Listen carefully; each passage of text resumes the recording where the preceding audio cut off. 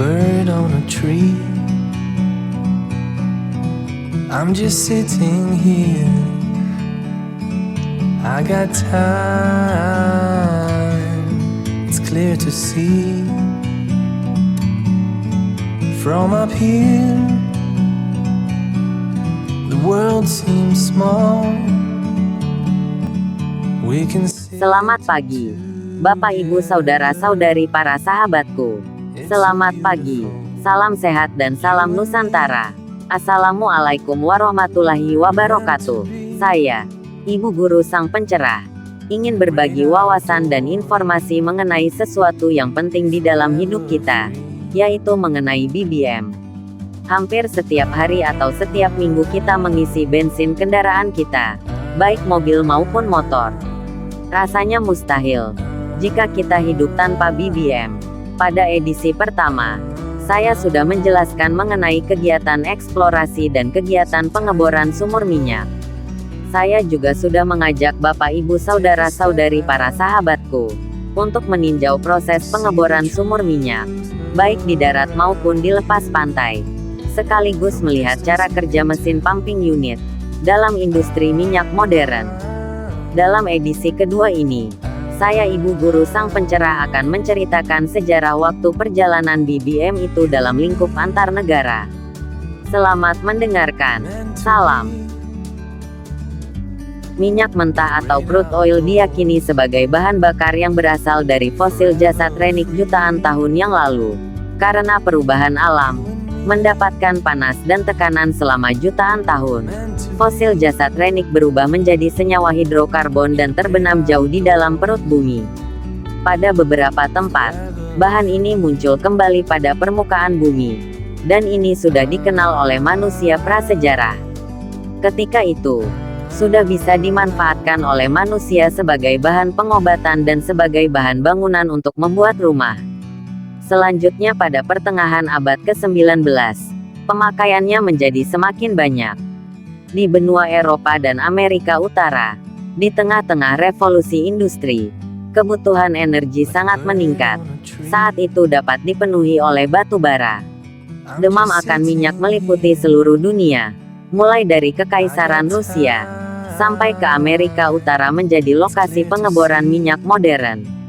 Orang-orang Amerika Serikat waktu itu dapat dikatakan terkena wabah demam emas hitam, sehingga menjadikan negara ini produsen minyak terbesar. Pada awalnya hasil pengolahan dari crude oil digunakan sebagai minyak untuk lampu penerangan. Tetapi selanjutnya penemuan ini menjadikan minyak sebagai bahan bakar yang berkalori lebih tinggi dibandingkan dengan batu bara dan lebih mudah diangkut dibandingkan dengan gas. Konsumsi minyak meningkat pada awal abad 20, khususnya di bidang transportasi. Sejalan dengan pengembangan mesin mobil dan peralihan mesin kapal laut dari mesin uap, dan juga peningkatan penerbangan dalam Perang Dunia Pertama. Crude oil setelah dipompa dari perut bumi, diolah dalam instalasi penyulingan, untuk memisahkan unsur-unsur yang ada pada senyawa hidrokarbon sesuai dengan peruntukannya. Hasil awal diperoleh pada suhu sekitar 20 derajat Celcius, berupa gas LPG, minyak korek api dan keperluan dapur lainnya. Antara 30–105 derajat Celcius, diperoleh bensin untuk mobil dan motor. Selanjutnya antara 105–160 derajat Celcius, diperoleh nafta, untuk bahan baku industri kimia dan plastik, tekstil sintetik, obat dan kosmetik. Antara 160–230 derajat Celcius diperoleh BBM di pesawat terbang. Antara 230–425 derajat Celcius diperoleh BBM diesel untuk mobil, truk dan kapal laut. Akhirnya sisa residu yang diperoleh pada suhu di atas 450 derajat Celcius, berupa minyak berat untuk kapal, aspal untuk jalan, dan juga bahan perekat anti bocor untuk atap bangunan. Pada awalnya crude oil dikemas di dalam drum-drum dengan kapasitas 42 US galon yang disebut 1 barel. Satuan ini 1 barel atau 159 liter ini, sampai sekarang digunakan untuk satuan perdagangan. Makin lama makin banyak deposit minyak mentah ditemukan di seluruh dunia. termasuk di Venezuela, yang kemudian menjadi produsen global terbesar kedua. Di Timur Tengah, di mana Inggris hadir, perusahaan Barat memberikan keuntungan kepada pemerintah setempat melalui pemberian royalti. Selama Perang Dunia Kedua, permintaan akan minyak melonjak dan sumber daya alam ini menjadi fokus dunia internasional. Pada akhir perang, Amerika Serikat menandatangani persetujuan dengan Saudi, yang akan menjamin keamanan regional. Sebaliknya, Amerika Serikat mendapatkan akses memperoleh minyak. Perusahaan Barat memberikan kontribusi kepada gerakan nasionalis di negara setempat. Di Saudi, ditandatangani perjanjian yang mendapatkan separuh dari keuntungan minyak. Di Iran, negosiasi dengan Anglo-Persian Oil gagal karena Perdana Menteri Iran menasionalisasi perusahaan minyak. Sebaliknya, secara tersembunyi Amerika dan Inggris mengorganisir kudeta sehingga Perdana Menteri jatuh. Akhirnya Shah Iran sebagai penguasa mengizinkan perusahaan minyak beroperasi kembali. Di Uni Soviet, penemuan minyak mengharuskan mereka sendiri yang membiayai operasionalnya. Melimpahnya cadangan minyak dengan harga yang murah, mengalahkan batu bara sebagai sumber daya energi utama. Saat itu berharga di bawah $3 per barel. 5 negara penghasil minyak memutuskan untuk bergabung agar lebih kompak.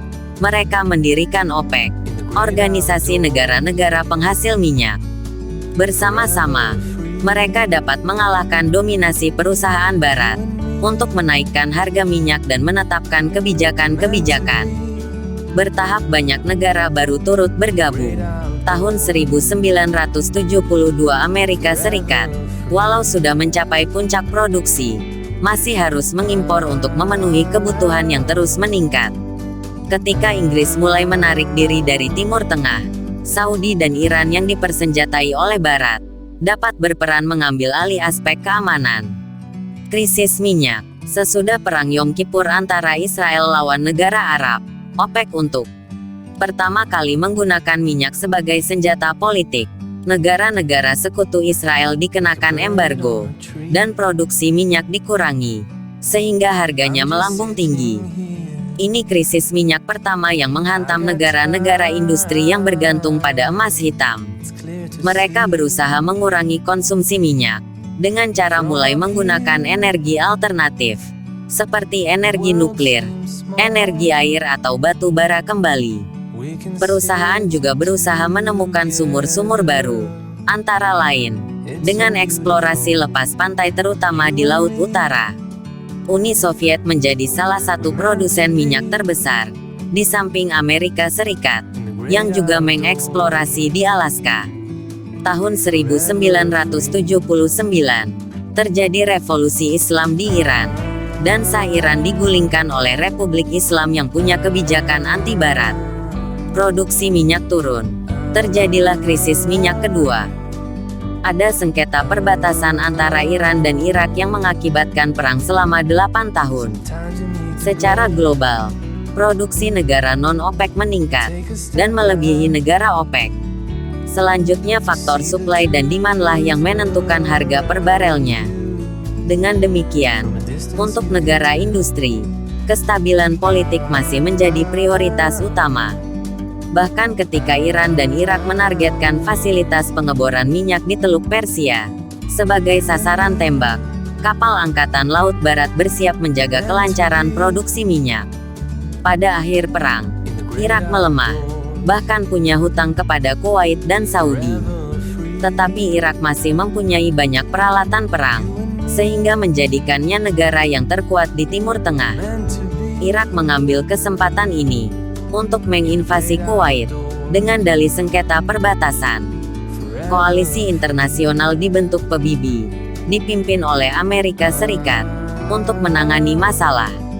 Saat ini, digunakan oleh Amerika Serikat untuk memantapkan kehadiran militernya di area Teluk Persia dengan mengadakan fakta keamanan dengan monarki negara-negara Teluk. Koalisi internasional mengenakan embargo kepada Iran dan Irak. Kali ini Saudi sekali lagi menjadi negara produsen minyak paling terkemuka, karena terkenal memiliki cadangan minyak terbesar, dan kemampuan untuk membanjiri pasar internasional.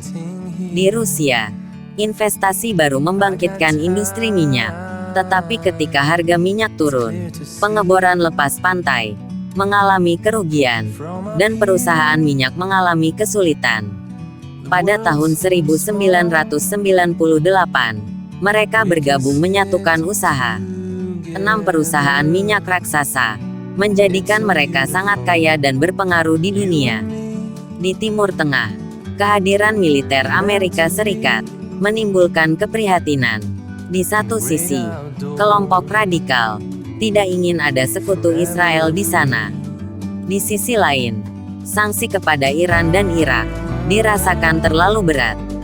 Pada tanggal 11 September tahun 2001, Amerika Serikat menjadi sasaran serangan teroris, dan terdeteksi 15 dari 19 teroris berasal dari Saudi. Ini jadi masalah. Amerika Serikat berusaha keras mencari alternatif lain dari ketergantungan minyak Saudi. Di Afrika, produksi meningkat setelah ditemukan ladang minyak lepas pantai di Teluk Gini.